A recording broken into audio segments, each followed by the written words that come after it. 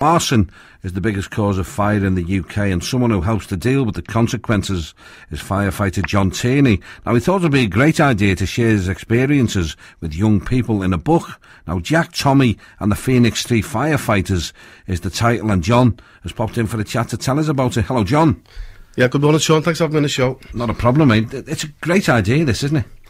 Yeah, I hope it kicks off. I'm basically trying to get it into schools. That's the idea, because some of the attacks on firefighters are unbelievable. Like, the public don't realise. So is this a way of getting through to kids in you know, on their level, if you like?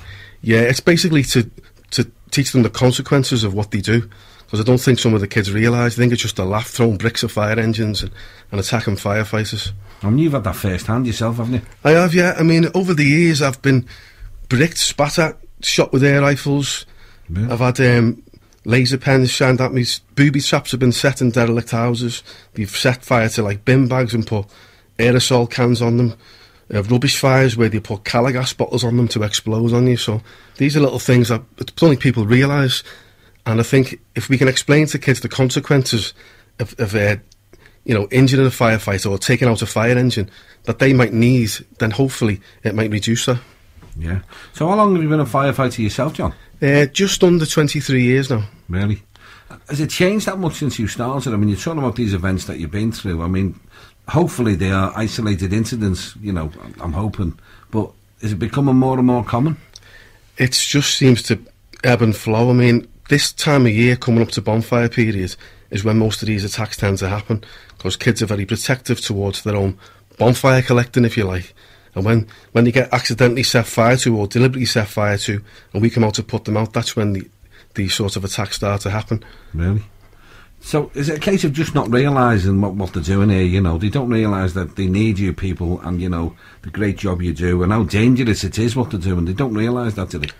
I think so, and I do believe if we can get to primary schools before the kids and young people reach a certain age, I think hopefully it might deter them at a later age, you know. Mm. So when did you have the idea, John? How did the idea come to you for this, for the book?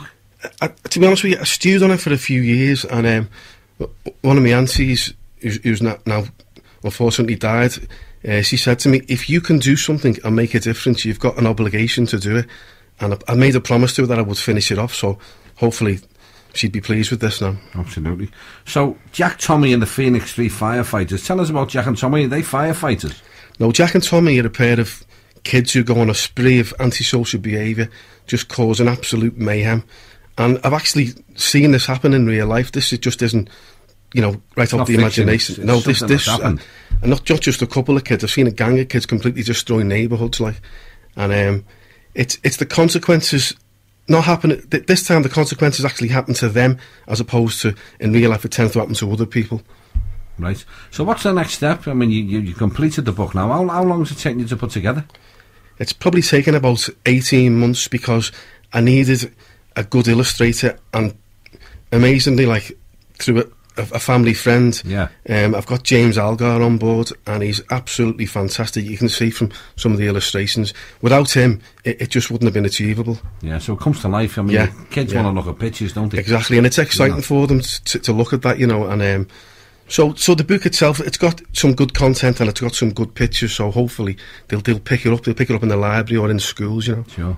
I mean, what's the idea, John? Would you like to go around schools and talk about what you're talking to me about today? Well, I do that, but you can't go to every school all the time. So hopefully, if I can create a tool that they can take into schools, to all primary schools, hopefully one day it might have a bigger effect, you know. Yeah. So what do you need now? I mean, obviously distribution is a big thing. We were talking to the ladies before who put a couple of kids' books together. It's all about distribution, isn't it? Yeah, and awareness. Yeah. And parents saying to the children, you know, where are you going tonight? What are you doing? What were the firefighters doing down there? And and making sure that their kids aren't actually throwing bricks at fire engines. So what's the next step for the book? How are you going to get it out there to everyone then? I'm going to get it, advertise it, and I'm going to put it onto the e-format, because all kids have mobile phones with amazing technology now. So I did do some research, and apparently children don't like to be seen reading books. They'd rather have something in their hands so people can't see what they're reading. Maybe that's a little bit of peer pressure going on there, I don't know. But hopefully if I can get it in an e-format as well, it might have a bigger impact. And of course, if you can get it into schools at an early age, you know, and teachers reading it out, you know, someone that they respect. But I'm not dissing all young people, because they're not all like that. There's only a small minority that do this. Yeah. No, you're so right. And I remember when I was a kid, at school, we had a sergeant, a local police sergeant used to come in, and they do dog displays, and you know, it taught us right from wrong in a big way. He was a nice guy, you know. All of a sudden, like, you were thinking, I didn't know a policeman was like that. That's right. Laughing and joking, and, you know. And it came across in a good way, and that's what this will do. It really raise awareness. It's a great idea. Yeah, thanks, Sean. Well, sometimes when you meet people, it's like taking a mask off, and so I'm not just a uniform. I'm a person like your dad. Sure. And once they get that connection, they do tend to respond to it, you know. Listen, John, good luck with it. And have you got a website we can go to maybe to have a look? Or there's actually a Facebook site been set up called Phoenix Street Firefighters, set up by the illustrator. Okay, Phoenix Street Firefighters. And if anyone wants any more information, where they can get the book, you know, if you want to get involved in any distribution or whatever. It's any bookshop now. It's on WH Smith, Waterstones, Amazon. Right. It's all over the place now. Fantastic. John, great idea, and thanks for telling us about it. Thanks very much, Sean. Cheers, John. Great to meet you.